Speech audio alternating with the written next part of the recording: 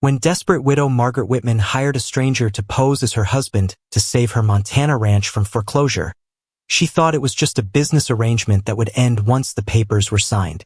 But as Daniel Hayes proved himself more than just a convenient signature, delivering calves, mending fences, and standing by her through false labor pains, Margaret began to wonder if her heart had other plans entirely.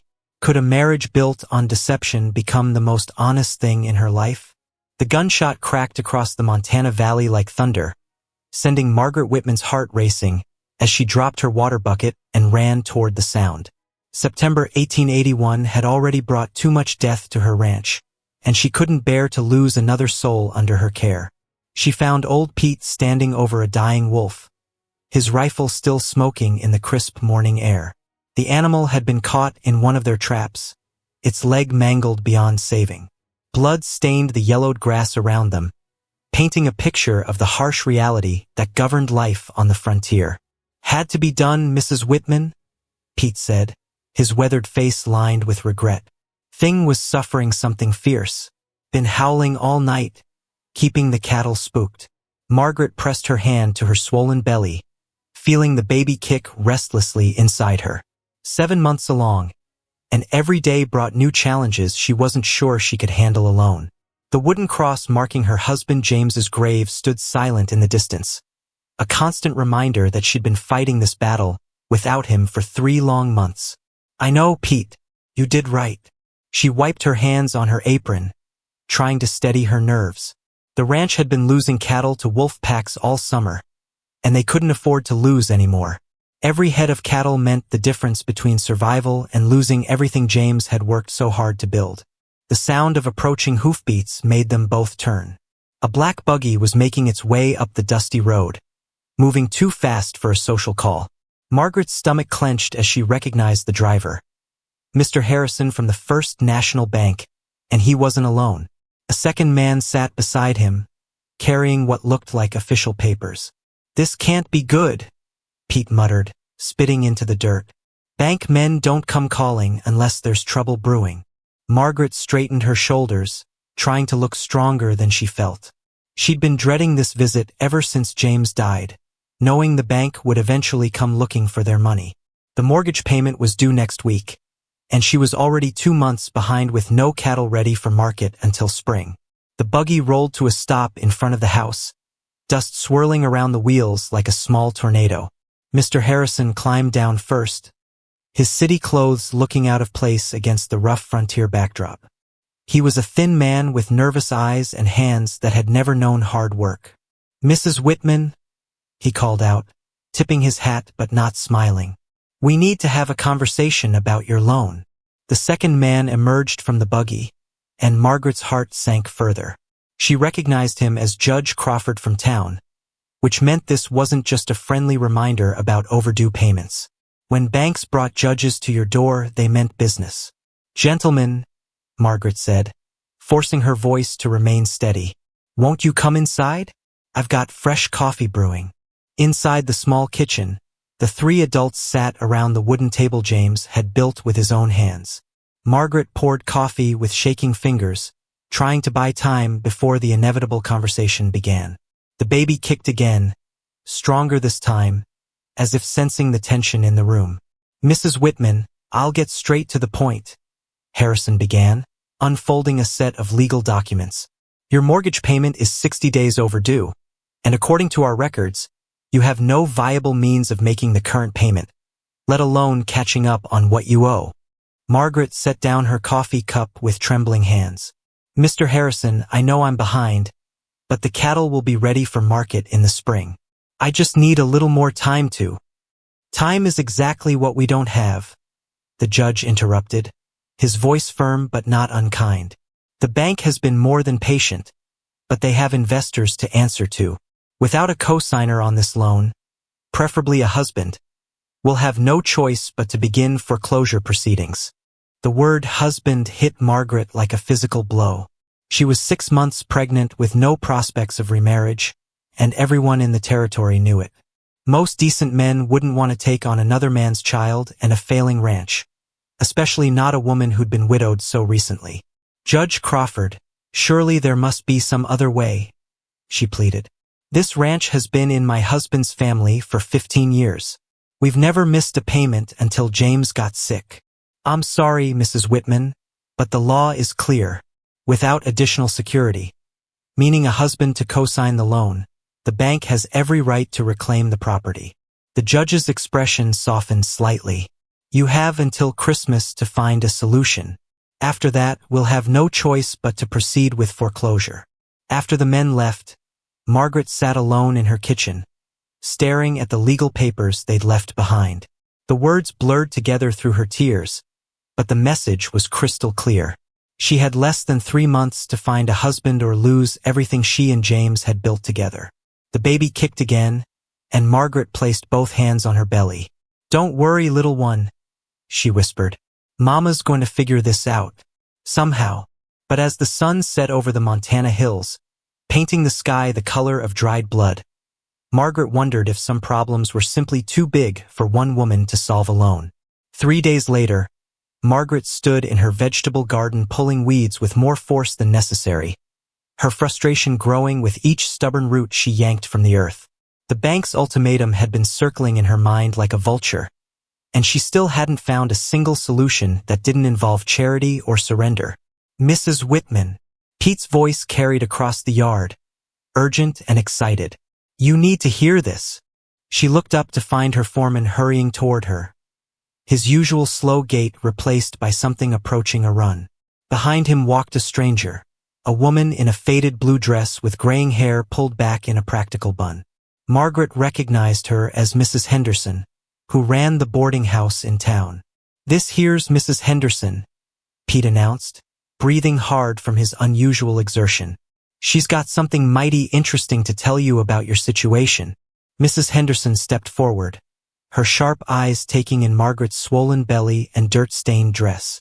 Honey, I heard about your troubles with the bank, and I might know a way to help. Margaret straightened, wiping her dirty hands on her apron. Any help was welcome at this point, even if it came from unexpected sources. I'm listening, Mrs. Henderson. Well, it's like this, the older woman began, glancing around to make sure they couldn't be overheard. I got a letter last week from my sister in Denver. She runs let's call it a service for folks in difficult circumstances. People who need marriages arranged for practical reasons. Margaret felt her cheeks burn. Mrs. Henderson, I don't think I understand what you're suggesting. Now don't get your feathers ruffled just yet, Mrs. Henderson said quickly. I'm talking about legal marriages, all proper and official-like. But marriages that serve a purpose other than romance. You need a husband to co-sign that loan, and there are men out there who need wives for their own reasons. The idea was so shocking that Margaret almost laughed. You're talking about marrying a complete stranger? Someone I've never even met. Happens more often than you'd think on the frontier, Pete chimed in, surprising Margaret with his support for the idea. My nephew Danny works for one of these services in Denver. Says they've helped dozens of folks solve problems just like yours. Mrs. Henderson nodded enthusiastically. That's right. Could be a widower who needs a mother for his children, or a businessman who needs a wife to look respectable. Point is, it's a business arrangement that benefits both parties. Margaret sank down onto the porch steps, her mind reeling. The idea was crazy, impossible, and completely against everything she'd been raised to believe about marriage. But as she looked around at the ranch, the barn James had built, the fence line he'd spent years perfecting, the land he'd loved more than anything except her, she felt something shift inside her chest. How would it work? She heard herself asking. Mrs. Henderson's face lit up. Simple as can be. You write to my sister explaining your situation, and she matches you with a suitable gentleman. He comes here, you get married legal and proper, he signs whatever papers you need, and then, she shrugged. Well, that depends on what you both want. What do you mean? Some of these arrangements are temporary. Man does his duty, gets paid for his trouble, then moves on. Others. Mrs. Henderson's eyes grew thoughtful. Others turn into something more. But that's entirely up to the folks involved. Pete was nodding eagerly. Danny says most of the men who sign up for this are decent sorts. They wouldn't be in the business if they weren't reliable. Margaret pressed her hands to her belly, feeling the baby respond to her touch. This child deserved a home, a future, something better than watching their mother lose everything to the bank. If marrying a stranger was what it took to secure that future, was it really so wrong? What kind of men are we talking about? She asked quietly. All kinds, Mrs. Henderson replied. Widowers, like I said. Men who need to inherit property that requires a wife. Sometimes younger sons from back east who need to establish themselves out here. The service is very careful about screening them. The baby kicked and Margaret took it as a sign. How long would it take to arrange something like this? 2 weeks, maybe 3. My sister works fast when there's urgency involved. Mrs. Henderson reached into her reticule and pulled out a piece of paper. I took the liberty of writing down her address, just in case you were interested. Margaret stared at the paper, her future balancing on the edge of a decision that would have seemed impossible just a week ago. Marriage to a stranger, letting someone she'd never met sign legal documents that would bind them together, trusting her entire life to a man who might disappear the moment his duty was done. But the alternative was losing everything James had worked for, raising their child in poverty, watching the ranch slip away to men who saw it as nothing more than numbers on a ledger. If I wrote to your sister, Margaret said slowly, what would I need to tell her? Mrs. Henderson smiled. Just the truth, honey. That you're a pregnant widow who needs a husband to help save her ranch. That you're offering a fair business arrangement with a man who needs a wife for his own reasons. The service handles all the details after that. As the sun began to set behind the mountains, Margaret folded the paper and tucked it into her pocket. She had no idea what kind of man would answer such a letter, or whether she'd have the courage to go through with such a desperate plan.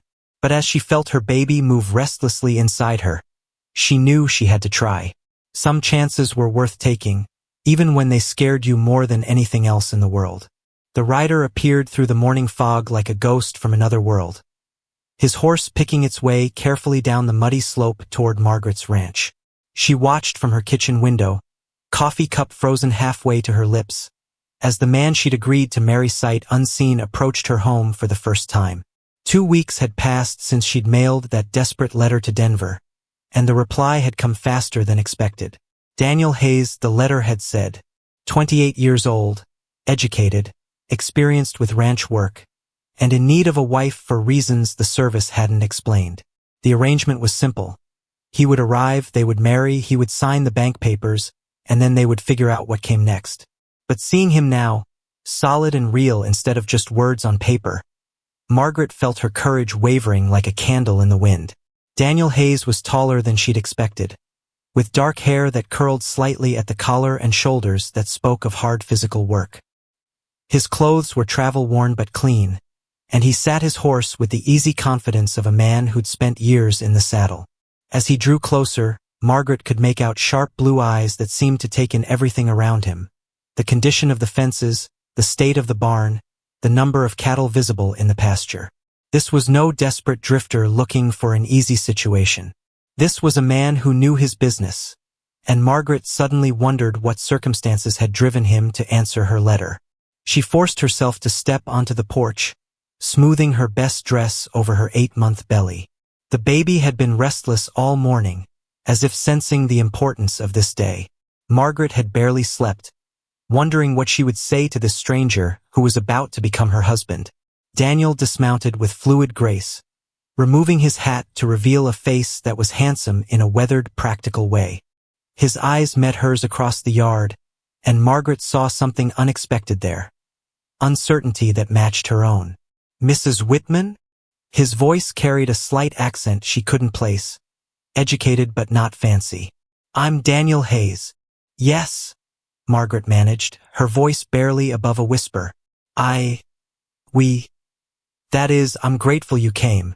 Daniel tied his horse to the porch rail and approached slowly, as if he were gentling a skittish mare. Up close, Margaret could see the lines around his eyes that spoke of laughter and worry in equal measure. His hands, she noticed, bore the calluses of honest work, but also a thin white scar across the knuckles that made her wonder about his past. The letter from the service explained your situation, he said carefully. I want you to know I understand this is purely a business arrangement. I won't expect anything beyond what we agree to here and now. Something in his tone, respectful, almost gentle, eased the knot of fear in Margaret's chest. And what exactly do you expect, Mr. Hayes?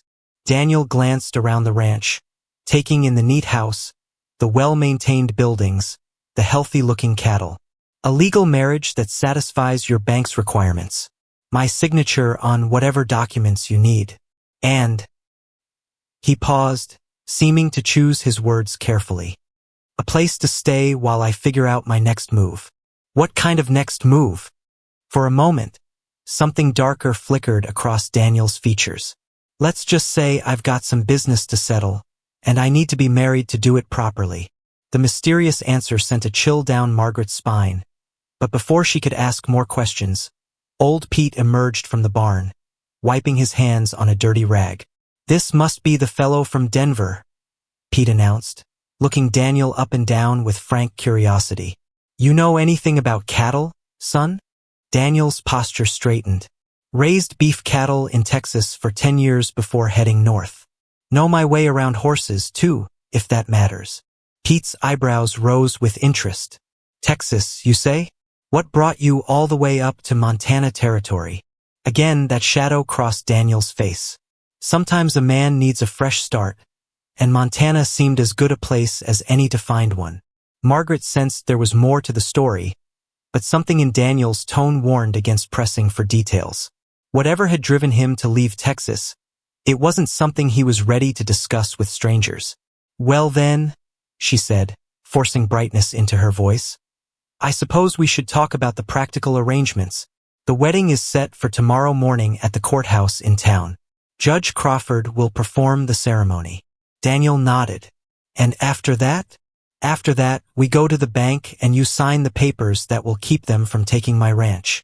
Margaret's hand moved instinctively to her belly. As for living arrangements, there's a room above the barn that's clean and private. You'd have your meals with us, of course, and... She trailed off, realizing how strange it sounded to be negotiating the terms of marriage like a business contract. But Daniel seemed to understand perfectly. That sounds more than fair, he said. What about payment? The service mentioned a fee, but we didn't discuss the amount. Margaret named the sum she'd decided on. $500, more money than she could really afford but less than losing the ranch would cost her. Daniel's reaction surprised her. Instead of the eagerness she'd expected, he looked almost uncomfortable. Mrs. Whitman, that's very generous. But I should tell you, I don't plan to take your money and disappear the moment the papers are signed. If we're going to do this, we should do it right. What do you mean? Daniel's gaze moved to her swollen belly, then back to her face. I mean that baby is going to need a father, at least on paper. And this ranch is going to need someone who can help run it. I'm not looking for charity, but I'm not looking to cheat you either. The offer was more than Margaret had dared hope for, but it also complicated everything. She'd been prepared for a temporary arrangement, not for someone who might actually want to stay and build a life here. Mr. Hayes, I appreciate the offer, but you don't know anything about me. About what kind of person I am, what kind of life you'd be signing up for. This isn't exactly a normal marriage. Daniel smiled for the first time since his arrival, transforming his entire face. Mrs. Whitman, nothing about my life has been normal for quite some time. Maybe that's exactly what we both need. As the sun climbed higher in the Montana sky, Margaret found herself studying the stranger who'd agreed to solve her problems. There was kindness in his eyes, but also secrets. Strength in his hands, but also old pain. He wasn't at all what she'd expected from a man desperate enough to marry a pregnant widow he'd never met. But as her baby kicked restlessly inside her, Margaret realized that maybe, just maybe, Daniel Hayes was exactly what she needed after all. The courthouse in Millerville buzzed with whispered conversations as Margaret and Daniel stood before Judge Crawford the next morning. Their hands joined in a grip that felt both foreign and surprisingly steady. Margaret wore her best blue dress, the same one she'd married James in 3 years earlier, though it strained across her belly in ways that made her self-conscious. Daniel had cleaned up remarkably well, his dark hair tamed and his clothes pressed. He'd even found a white shirt somewhere, though Margaret noticed the collar was slightly frayed. Whatever his circumstances, he was making an effort to look respectable for their wedding day. "Do you, Margaret Elizabeth Whitman, take this man to be your lawfully wedded husband?" Judge Crawford's voice carried across the small room, formal and binding. Margaret's throat felt dry as desert sand. This was it, the moment that would change everything. She glanced sideways at Daniel, searching his face for any sign of doubt or deception. Instead, she found him watching her with steady blue eyes that held no judgment, only patience. "I do," she whispered. "And do you, Daniel Matthew Hayes, take this woman to be your lawfully wedded wife?" Daniel's voice rang clear and strong. "I do." The judge pronounced them husband and wife, and Daniel leaned down to brush a gentle kiss across Margaret's cheek. It was barely more than a whisper of contact, but it sent an unexpected warmth through her that had nothing to do with the legal papers they were about to sign. Mrs. Henderson and Pete served as witnesses, both beaming as if this were a real love match instead of a desperate business arrangement. Margaret caught Mrs. Henderson wiping away tears and wondered what the older woman saw that she was missing. After the ceremony, they walked 3 blocks to the First National Bank, where Mr. Harrison waited with a stack of documents. Margaret's heart pounded as Daniel sat down to review the papers, his educated eyes scanning each page carefully before signing his name with confident strokes. "This is quite a substantial loan," Daniel observed quietly, glancing up at Margaret. "Are you certain the ranch can support these payments?" The question caught Margaret off guard. Most men in his position would have signed without reading, eager to complete their obligation and collect their fee. But Daniel was treating this like a real business decision, which somehow made it feel more legitimate and more terrifying at the same time. "The cattle operation has been profitable for years," she replied. "We lost some head to wolves this summer, but the spring calving should put us back on track." Daniel nodded and continued signing, but Margaret caught him making notes in the margins of several documents. When he finished, he turned to Mr. Harrison with a professional smile. "I'll need copies of all these papers for my own records," Daniel said, "and I'd like to schedule a meeting next week to discuss the ranch's financial projections with someone from your agricultural lending department." Mr. Harrison looked surprised but pleased. "Of course, Mr. Hayes. It's always encouraging to work with borrowers who take such an active interest in their obligations." As they left the bank, Margaret felt overwhelmed by the morning's events. In the space of 2 hours, she'd gained a husband, saved her ranch, and apparently acquired a business partner who seemed to know more about finance than she'd expected. "That was well done," she told Daniel as they walked toward the wagon. "You handled Mr. Harrison like you'd been dealing with bankers all your life." Daniel's expression grew guarded. "Let's just say I've had some experience with financial matters." Another mystery to add to the growing list. Margaret was beginning to realize that Daniel Hayes was far more complicated than his simple letter had suggested. The ride back to the ranch passed in comfortable silence, but Margaret's mind raced with questions. Who was this man she'd just married? What kind of business had he left unfinished in Texas? And why did someone with his obvious education and experience need to marry a pregnant stranger to solve his problems? Her thoughts were interrupted when Daniel suddenly pulled the wagon to a halt, his attention focused on something in the distance. Margaret followed his gaze and saw a group of riders approaching from the east. 5 men moving fast across the open grassland. "Friends of yours?" Daniel asked, his voice casual but his posture alert. Margaret shaded her eyes against the afternoon sun, trying to make out the riders' faces. As they drew closer, her heart sank. She recognized the lead horse, a flashy chestnut that belonged to her brother-in-law, Charles Whitman. "Family," she said grimly. "James's older brother. We've never gotten along, and I suspect he's not going to be happy about my remarriage." Daniel's hands tightened on the reins. "What kind of not happy are we talking about?"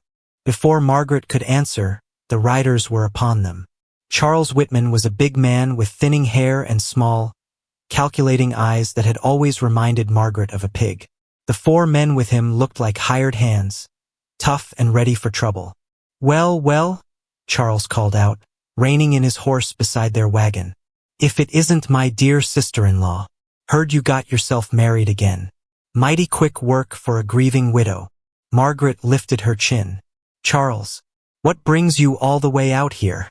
"Just wanted to meet the new husband," Charles replied, his gaze sliding over Daniel with obvious skepticism. "Make sure he knows what he's gotten himself into." Daniel set the wagon brake and turned to face Charles, his movements deliberate and controlled. "I'm Daniel Hayes," he said evenly, "and I know exactly what I've gotten myself into." Something in Daniel's tone made Charles's eyes narrow. "That's so? You know about the debts? The wolves? The fact that this ranch has been losing money for 2 years running?" "I know the ranch is profitable when it's managed properly," Daniel replied. "I also know that Margaret is now my wife, which makes her affairs my concern, not yours." The challenge in Daniel's voice was subtle but unmistakable. Charles's face reddened, and Margaret felt the tension in the air shift toward something dangerous. "We'll see about that," Charles snarled. "There's going to be questions about this marriage, mark my words. Questions about that baby she's carrying, and whether it's really a Whitman at all." The accusation hit Margaret like a physical blow, but before she could respond, Daniel was on his feet in the wagon bed, his entire demeanor transformed. Gone was the polite stranger she'd married that morning. In his place stood a man who radiated quiet menace.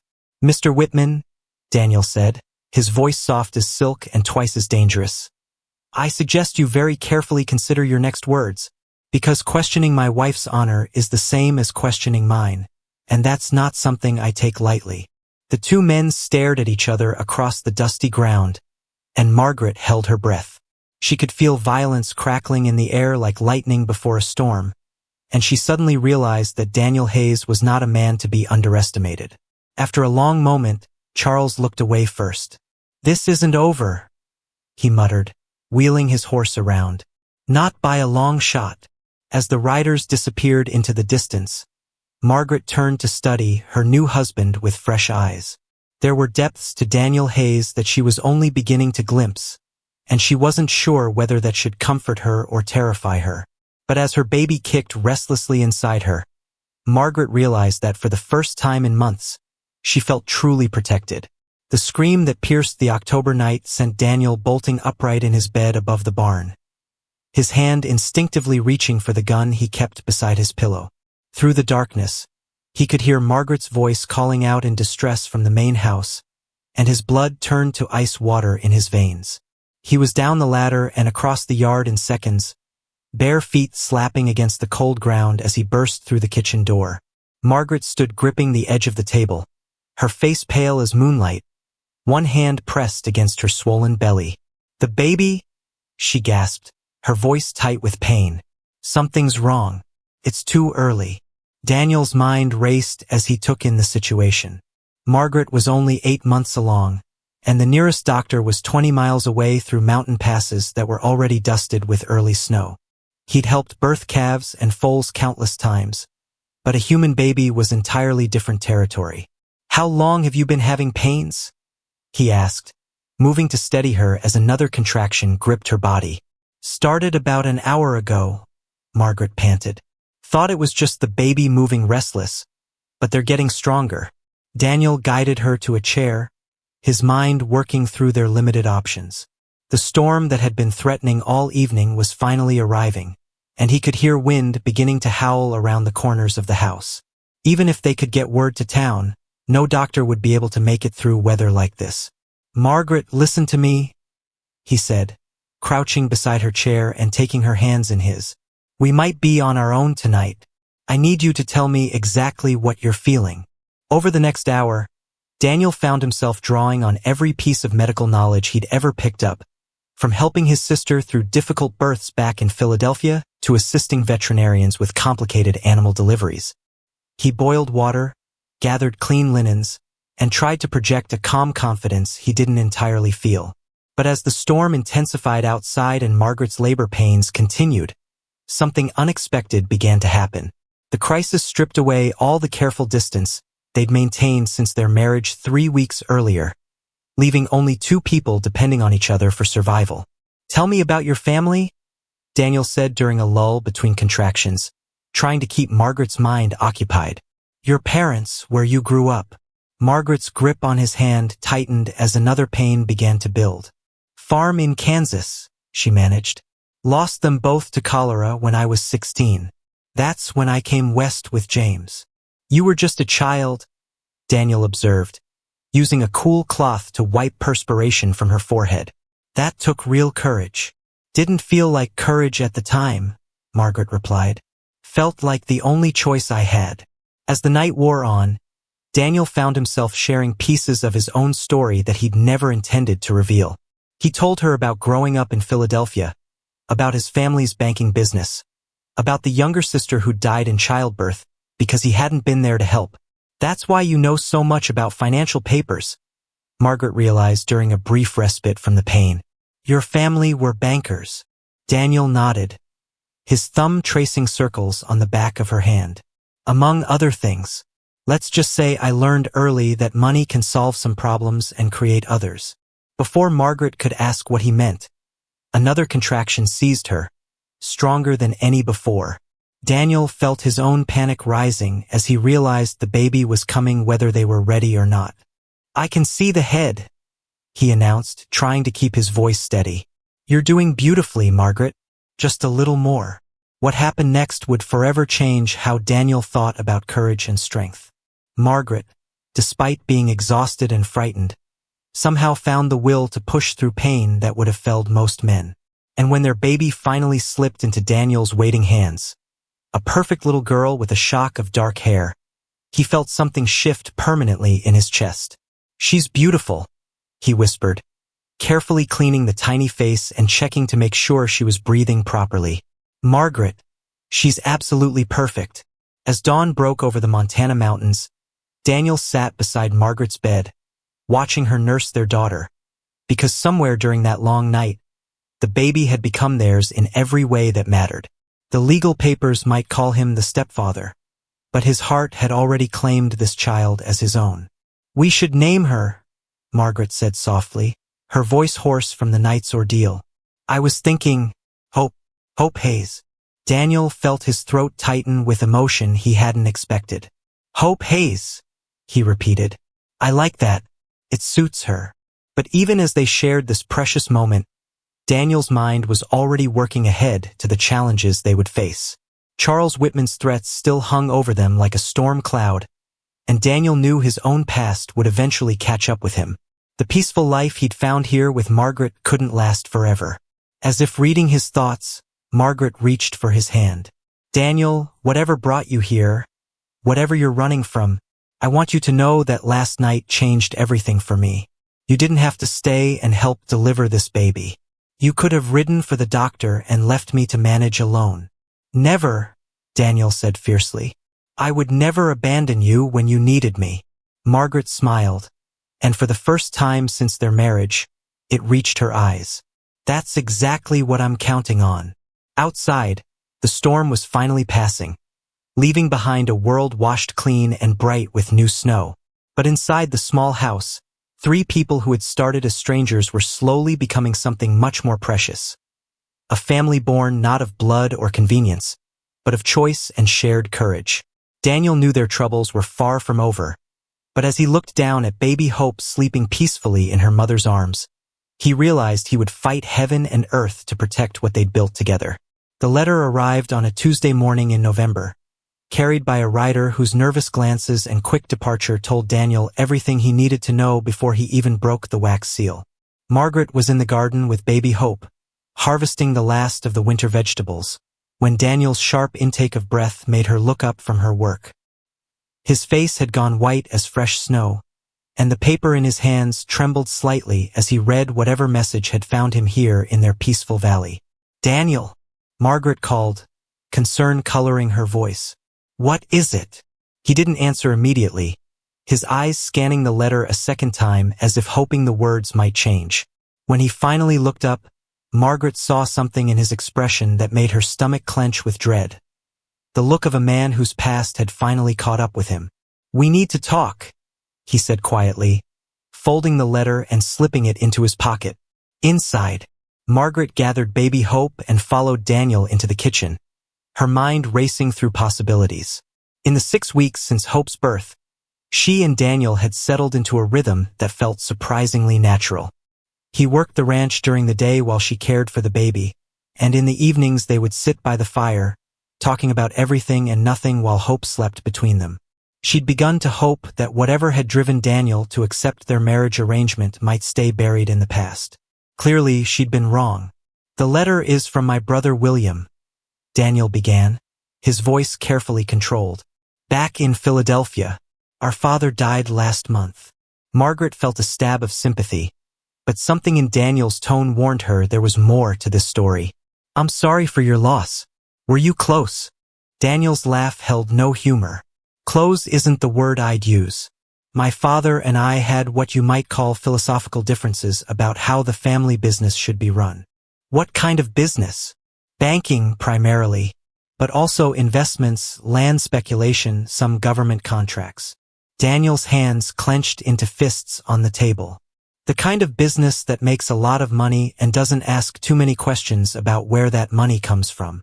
Margaret was beginning to understand why Daniel had been so comfortable handling the bank paperwork, why he'd known exactly what questions to ask and what terms to negotiate. "You worked for your father's bank?" "I was being groomed to take it over," Daniel admitted, "until I discovered that a significant portion of our profits came from foreclosing on farms and ranches, then selling the land to railroad companies for 10 times what the original owners owed."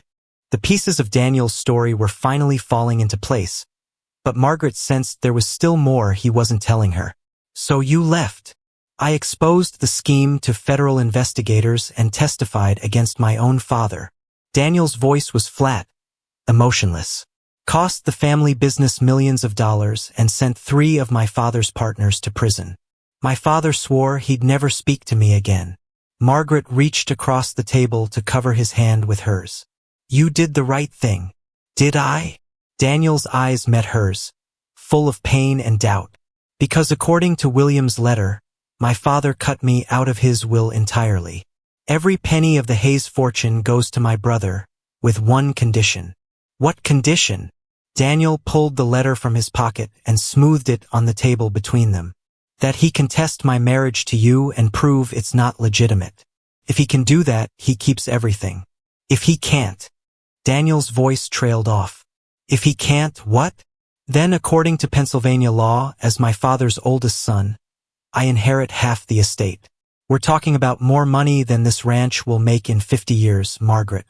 Enough to pay off every debt, buy more land, ensure Hope never wants for anything." Margaret felt the room spinning around her. "But our marriage is legitimate. We have the papers, witnesses. A marriage that was arranged through a service in Denver, between 2 people who'd never met, for purely financial reasons." Daniel's voice grew bitter. "William's lawyers will argue it's a sham, that we never intended to create a real union. And honestly, they wouldn't be entirely wrong."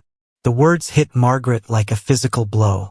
She'd known their marriage had started as a business arrangement, but over the past few weeks, she'd begun to believe it was becoming something more. The way Daniel looked at her when he thought she wasn't watching, the gentleness in his voice when he spoke to Hope, the way he'd held her hand during those long hours of labor, none of that felt like pretense. "Is that what you think?" she asked quietly. "That our marriage is a sham?" Daniel was quiet for a long moment, his eyes fixed on baby Hope, who was sleeping peacefully in her basket by the fire. When he finally spoke, his voice was raw with emotion. 6 weeks ago, I would have said yes. This was supposed to be temporary, a way for both of us to solve our problems and then move on with our lives." He looked up at Margaret, and she saw something in his eyes that made her heart race. "But somewhere between delivering our daughter and watching you sing her to sleep every night, temporary stopped being enough." Margaret felt tears prick at her eyes. "What are you saying?" "I'm saying that I don't want William's money if it means losing what we've built here. I don't want to fight a legal battle that could destroy our family before it's even begun." Daniel reached for her hand, his grip warm and strong. "I'm saying that I choose you, Margaret. You and Hope. Whatever that means for my inheritance." Before Margaret could respond, The sound of approaching hoofbeats made them both turn toward the window. A fancy carriage was making its way up the road toward their house, pulled by matched horses and driven by a man in expensive city clothes. "That'll be William's lawyers," Daniel said grimly. He didn't waste any time. Margaret stood up, smoothing her dress and checking to make sure Hope was still sleeping soundly. "Then I guess we'd better show them exactly how legitimate our marriage really is." As the carriage rolled to a stop in front of their house, Margaret realized that the next few hours would determine not just their financial future, but whether the love that had been slowly growing between them was strong enough to withstand the storm that was about to break over their heads. Daniel squeezed her hand once more before moving toward the door. "Whatever happens, we face it together." Margaret nodded, her heart pounding with fear and determination in equal measure. She'd fought to save this ranch once before, and she was prepared to fight again, not just for the land, but for the family they'd created against all odds. The gunshots echoed across the frozen valley like thunder, sending Margaret's heart into her throat as she clutched baby Hope closer to her chest and peered through the kitchen window into the pre-dawn darkness. 3 riders were galloping away from their barn, and orange flames were already licking at the wooden walls where Daniel stored the winter hay. "Daniel!" she screamed, but he was already running toward the fire, grabbing buckets and shouting for Pete to help him form a water line from the well. Margaret's mind raced as she watched the men fight the blaze. This was no accident. Someone had deliberately set their barn on fire, and she had a sick feeling she knew exactly who was behind it. Ever since the lawyers had left empty-handed 3 days ago, unable to prove their marriage was false, Charles Whitman had been making threats around town about what happened to people who didn't know their place. "Mrs. Hayes," Pete's voice carried across the yard, urgent and worried. "We need every hand we can get." Margaret wrapped Hope in warm blankets and placed her in the wooden cradle Daniel had carved, then grabbed her coat and ran outside. The November air bit at her face like needles, but the heat from the burning barn was intense enough to make her step back. Daniel appeared through the smoke, his face blackened with soot and his shirt singed from flying embers. "The hay's gone," he reported grimly, "but we might be able to save the structure if we can get enough water on it." For the next 2 hours, Margaret found herself part of a desperate bucket brigade, passing water from the well to the fire while Daniel and Pete climbed onto the roof to beat down flames with wet blankets. Her hands grew numb from the cold water, and her arms ached from the constant motion, but she kept working until the last ember was finally extinguished. When it was over, they stood looking at the damaged barn in the growing daylight. Half the roof was gone, and most of their winter feed had been destroyed. Without that hay, their cattle wouldn't survive until spring grass came up. "This was Charles," Margaret said, her voice shaking with anger more than cold. "He's trying to force us into bankruptcy so he can challenge the inheritance claim." Daniel's jaw was tight as he surveyed the damage. "Probably, but proving it is another matter entirely. We can't let him get away with this," Margaret insisted. "There has to be something we can do." Before Daniel could answer, the sound of approaching horses made them all turn. But instead of more trouble, Margaret was surprised to see Mrs. Henderson from town riding up with 2 other women she recognized from church. "We saw the smoke from town," Mrs. Henderson called out as she dismounted. "Came to see if we could help." Behind her, Mrs. Patterson from the general store and Mrs. Kelly from the schoolhouse were unloading supplies from their wagon: food, blankets, and what looked like building materials. "Ladies, this is very kind, but we couldn't possibly," Margaret began. "Nonsense," Mrs. Patterson interrupted firmly. "This is what neighbors do for each other. Besides, we all know who's really behind this fire, and we're not about to let Charles Whitman run decent folks off their land." Over the next few hours, Margaret watched in amazement as more and more people arrived to help. Farmers brought lumber and nails, ranchers offered to share their winter feed, and even some of the men from town showed up with tools and strong backs to help rebuild. But it was Mrs. Kelly who provided the most surprising assistance. She pulled Margaret aside while the men were working on the barn roof and spoke in low, urgent tones. "I taught school back in Charles Whitman's hometown before I came here," she said quietly. "There are things about that man's past that might interest you." things that could put a stop to his threats once and for all. Margaret felt a spark of hope for the first time all day. What kind of things? The kind that explain why he left Iowa so sudden like 5 years ago, and why he's so desperate to get his hands on money that doesn't belong to him. Mrs. Kelly glanced around to make sure they couldn't be overheard. Meet me at the schoolhouse tomorrow after church. Bring your husband. There are some people you both need to talk to. As the sun set over the rebuilt barn, not as good as new, but solid enough to shelter their remaining animals through the winter, Margaret stood beside Daniel watching their neighbors pack up their tools and head home. I've never seen anything like this, Daniel said quietly. Back in Philadelphia, neighbors barely spoke to each other, let alone showed up to rebuild each other's barns. That's the difference between a community and just a place where people happen to live, Margaret replied. Out here, we depend on each other to survive. Daniel's arm slipped around her waist, and Margaret leaned into his warmth. Despite the day's crisis, she felt closer to him than ever before. They'd faced their first real test as a married couple, and they'd come through it stronger. Whatever Mrs. Kelly has to tell us tomorrow, Daniel said, we'll handle it together. Margaret nodded, watching baby Hope sleep peacefully in her arms despite all the chaos of the day.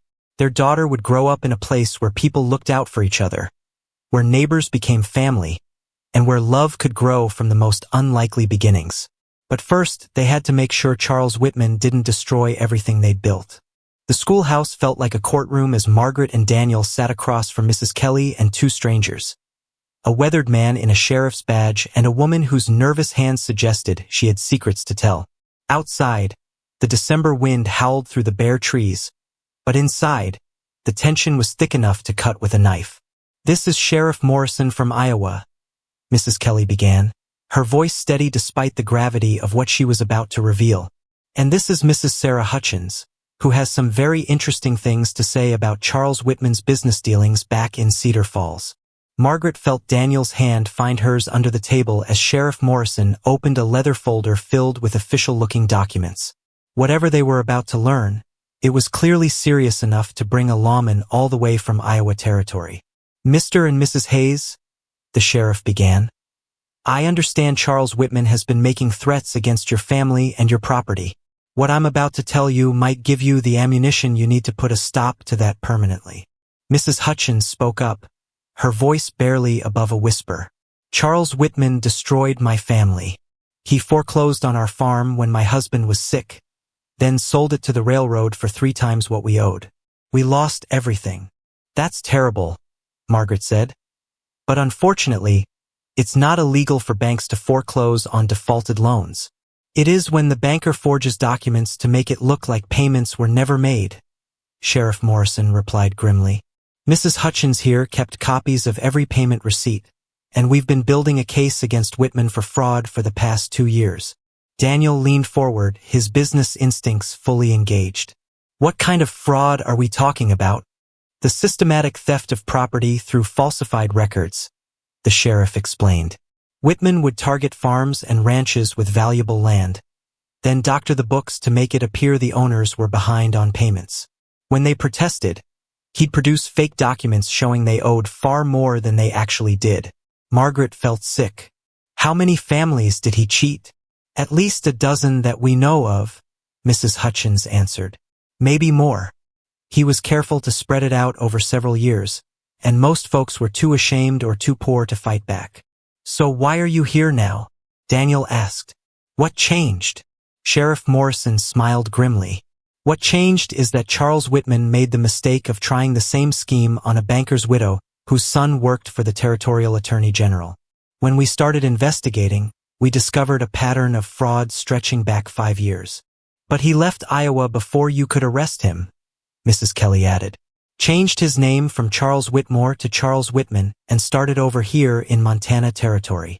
The room fell silent as the implications sank in. Margaret realized that Charles's threats against their family weren't just about the inheritance money. They were the desperate actions of a man trying to avoid prison. What do you need from us? Daniel asked. Your testimony about his recent threats and actions, Sheriff Morrison replied. Especially the barn fire. If we can prove he's continuing his criminal behavior here in Montana, we can arrest him and extradite him back to Iowa to face the original charges. Margaret thought about all the families Charles had destroyed, all the dreams crushed under his greed. What would happen to him if he's convicted? 10 to 20 years in territorial prison, the sheriff said, and full restitution to his victims, if he has any assets left. He won't go quietly, Daniel warned.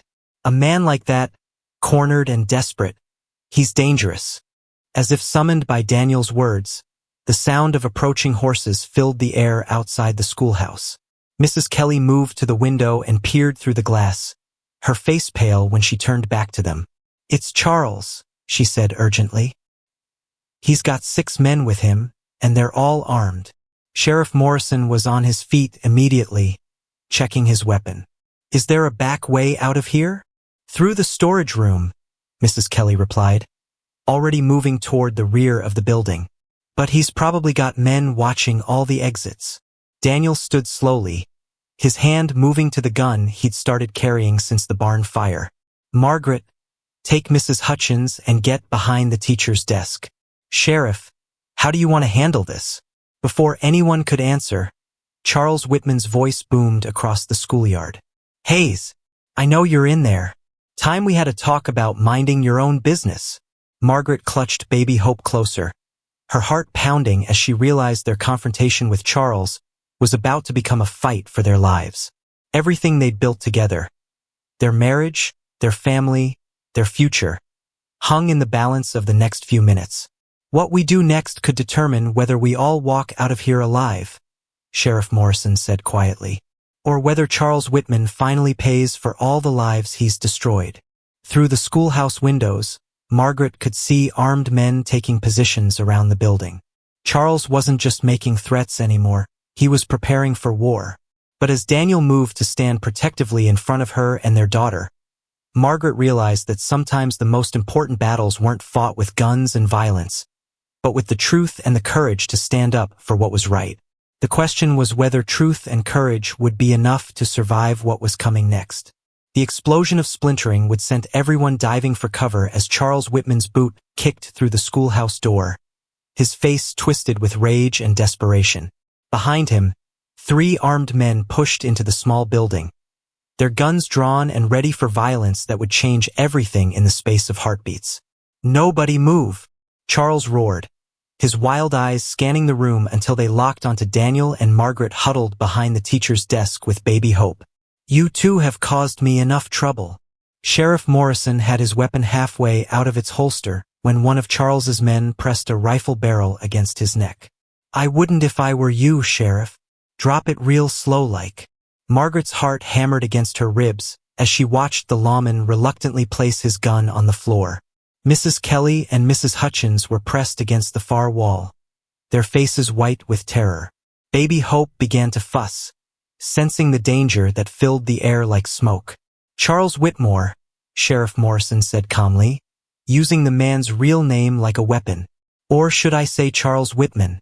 You're under arrest for fraud, extortion, and now armed assault. Surrender now and maybe we can work out a deal." Charles's laugh was harsh and broken. "Surrender? You think I'm going back to rot in some Iowa prison because of these lying farmers? Not a chance." Daniel slowly stood up, keeping his hands visible but positioning himself between Charles and his family. "What do you want, Charles? Money? The ranch? Name your price and let's end this peacefully." "What I want," Charles snarled, "is for you to disappear, you and your fake wife and that bastard child. You're standing between me and a fortune that should be mine by rights." The insult to Margaret and Hope sparked something dangerous in Daniel's eyes, but he kept his voice level. "James left his share of the family land to Margaret fair and square. You have no legal claim to any of it." "Legal?" Charles spat. "You want to talk about legal? Your whole marriage is a sham. Everyone knows you two never even met before you got hitched. That makes any inheritance claims invalid." Margaret felt anger rising in her chest, hot and fierce. She'd stayed quiet long enough while this man threatened her family and destroyed her property. Standing slowly, she faced Charles with fire in her eyes. Our marriage might have started as an arrangement, she said clearly, but it became real the moment Daniel chose to stay and help deliver our daughter. It became real when he fought beside me to save our barn. It became real when he stood up to you and your threats instead of running away. Charles's face darkened. Pretty words, but they won't hold up in court. Especially when there's no witnesses left to tell the story. The threat hung in the air like a death sentence. Margaret realized with growing horror that Charles wasn't planning to just scare them. He was planning to eliminate everyone who knew about his crimes. But before anyone could react, the sound of many horses approaching filled the winter air outside. Charles's head snapped toward the window, his confidence wavering for the first time. "Boss," one of his men called out nervously, "we got company coming. Looks like half the town." Through the schoolhouse windows, Margaret could see riders streaming across the snowy ground. Pete leading the charge, followed by men from town, neighboring ranchers, and even some of the women who'd helped rebuild their barn. They were armed and determined, forming a circle around the building that cut off any escape route. Charles's face went pale as he realized he was outnumbered and surrounded. "How did they know?" Mrs. Kelly spoke up from her corner, her voice stronger than Margaret had ever heard it. "Because I sent my students home early with messages for their parents. Told them to spread the word that Charles Whitmore from Iowa was threatening innocent folks in our schoolhouse." "You clever old biddy," Charles growled, swinging his gun toward the teacher. "Don't even think about it," Daniel warned, his own weapon finally clearing leather with lightning speed. "You've made enough widows and orphans for one lifetime." The standoff stretched taut as piano wire, with guns pointed in every direction and death hovering over them all like a hungry vulture. Margaret could hear baby Hope crying and wanted desperately to comfort her. But any sudden movement might trigger the violence that would destroy them all. Outside, Pete's voice carried through the cold air. "Charles, we know you're in there. Let the folks go and come out peaceful-like. Nobody has to get hurt today." Charles's eyes darted between the windows, calculating odds that were getting worse by the minute. His men were starting to look nervous, shifting their weight and glancing toward the exits that were no longer there. "This is your last chance, Charles," Sheriff Morrison said quietly. "Surrender now, and I'll make sure the prosecutor hears about your cooperation. Keep this up, and you'll face additional charges that could put you away for life." For a moment, Margaret thought Charles might actually give up. His shoulders sagged, and the wild look in his eyes seemed to dim. But then his gaze fell on baby Hope, and something vicious twisted across his features. "If I'm going down," he said with deadly calm, "I'm taking some of you with me, starting with that kid who's going to inherit what should be mine." Margaret's blood turned to ice as Charles swung his gun toward Hope. Time slowed to a crawl as Daniel lunged forward. Margaret screamed, and Sheriff Morrison dove for his dropped weapon. The gunshot that followed would echo in Margaret's memory for the rest of her life, along with the sight of Daniel throwing himself between Charles's bullet and their daughter. But it was the second shot, fired by Mrs. Hutchins with a derringer she'd kept hidden in her sleeve, that finally ended Charles Whitmore's reign of terror.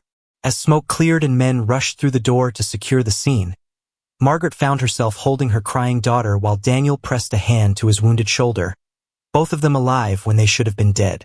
"It's over," Daniel whispered, his face pale but his eyes bright with relief.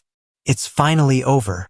But as Margaret looked around at the aftermath of violence in the place where children came to learn their letters and numbers, she wondered if some things could ever truly be over, or if they just changed shape and found new ways to haunt the people who survived them. The courtroom in Helena buzzed with whispered conversations as Margaret adjusted baby Hope in her arms and watched Daniel take the witness stand. His left arm still in a sling from the bullet he'd taken protecting their family 3 weeks earlier. Today would determine not just Charles Whitmore's fate, but whether their small family could finally find the peace that had eluded them since the beginning. Territorial Judge William Parker was a stern man with silver hair and eyes that had seen enough frontier justice to make him careful about every decision. The gallery was packed with people who'd traveled from across Montana Territory to see the conclusion of a case that had captured everyone's attention. "Mr. Hayes," the prosecutor began, "please tell the court about the events that led to the confrontation at the schoolhouse on December 15th. Daniel's voice was steady as he recounted the months of threats, the barn fire, and finally the armed standoff that had nearly cost them their lives. Margaret watched the jury's faces as her husband spoke, seeing their expressions grow more serious with each detail. When Daniel finished his testimony, Charles Whitmore's defense attorney, a nervous young man from Billings, stood to cross-examine. Margaret held her breath, knowing this moment could make or break their case. "Mr. Hayes, isn't it true that you married Mrs. Whitman purely for financial gain?" the lawyer asked, his voice shaking slightly. Daniel met the question head-on. "Our marriage began as a business arrangement, yes, but it became something much more real than that. How can the court be sure this isn't just a performance to validate an otherwise fraudulent union?" Margaret felt her heart skip as Daniel paused, gathering his thoughts. When he spoke again, his words carried a conviction that filled the entire courtroom. "Because, counselor, I took a bullet for that woman and her child. Because I've spent every day for 4 months working to build a life with them, not just to claim an inheritance. Because love isn't always something that happens at first sight. Sometimes it's something that grows when two people choose to stand together against the world." The defense attorney had no response to that, and Margaret felt tears of pride stinging her eyes. The next witness was Mrs. Hutchins, who testified about Charles's fraud schemes in Iowa with a quiet dignity that left the jury visibly moved. Sheriff Morrison followed with evidence of Charles's criminal activities, painting a picture of a man who destroyed countless lives in pursuit of easy money. But it was Mrs. Kelly's testimony that provided the most dramatic moment. When she described how Charles had threatened to kill a baby to prevent her from inheriting property, several jury members actually gasped aloud. "And what did you do when you realized Mr. Whitmore was planning to harm innocent people?" the prosecutor asked. "I shot him," Mrs. Kelly replied matter-of-factly. "Right in the shoulder, just enough to stop him from hurting that child. I've been teaching school for 30 years, and I wasn't about to let some criminal hurt one of my students' families." The gallery erupted in applause before Judge Parker could restore order. When Charles himself took the stand in his own defense, Margaret was struck by how diminished he looked. Gone was the threatening presence that had terrorized their family for months. In his place sat a broken man who seemed to shrink under the weight of evidence against him. His attorney tried to argue that Charles had been driven to desperation by financial circumstances, but the prosecutor quickly demolished that defense by presenting evidence of the money Charles had stolen from his victims in Iowa. "Mr. Whitmore," the prosecutor said during cross-examination, "you've been convicted of similar crimes in Iowa territory. Why should this jury believe you've changed?" Charles's answer was rambling and defensive, full of excuses and blame directed at everyone except himself. Margaret could see the jury's patience wearing thin with each word. The closing arguments were powerful but predictable. The defense pleaded for mercy, while the prosecution demanded justice for Charles's victims. But it was Judge Parker's instructions to the jury that caught everyone's attention. "Ladies and gentlemen, you must consider not just the crimes committed, but the pattern of behavior that brought us to this courtroom. This case is about more than one man's greed. It's about whether communities like ours can protect themselves from those who would destroy them for profit." The jury deliberated for less than 2 hours before returning with their verdict. Margaret's hands trembled as she held Daniel's good arm while they waited for the foreman to speak. "On the charge of fraud, we find the defendant guilty. On the charge of extortion, guilty. On the charge of armed assault, guilty. On the charge of attempted murder, guilty." Charles Whitmore slumped in his chair as if the life had gone out of him. Judge Parker sentenced him to 25 years in territorial prison, with the possibility of additional time when he was eventually extradited back to Iowa. But for Margaret, the most important moment came after the trial, when Judge Parker called her and Daniel forward for a private conversation in his chambers. "Mr. and Mrs. Hayes," the judge began, "this case has raised some questions about the legitimacy of your marriage that I feel obligated to address." Margaret's heart sank, thinking they were about to face new legal challenges. "However," Judge Parker continued, "having observed your testimony and your behavior throughout this ordeal, I'm satisfied that your union, regardless of how it began, has become as genuine as any marriage I've ever seen. Your inheritance rights are secure, and no court in this territory will question them again. As they walked out of the courthouse into the Montana sunshine, Margaret felt a weight lift from her shoulders that she'd been carrying for months. Daniel's good arm wrapped around her waist, and baby Hope gurgled happily in her carrier, blissfully unaware of the legal drama that had swirled around her young life. "So what happens now?" Margaret asked as they reached their wagon. Daniel smiled, the first truly relaxed expression she'd seen on his face since the day they'd met. "Now we go home. We rebuild our barn properly, we raise our daughter, and we see what kind of life we can build together." "Just like that." "Just like that," Daniel confirmed, helping her up onto the wagon seat. Sometimes the best adventures are the ones that end with going home. As their wagon rolled through the streets of Helena toward the mountains and their ranch beyond, Margaret realized that home wasn't just a place anymore. It was wherever she and Daniel chose to build their life together, one day at a time.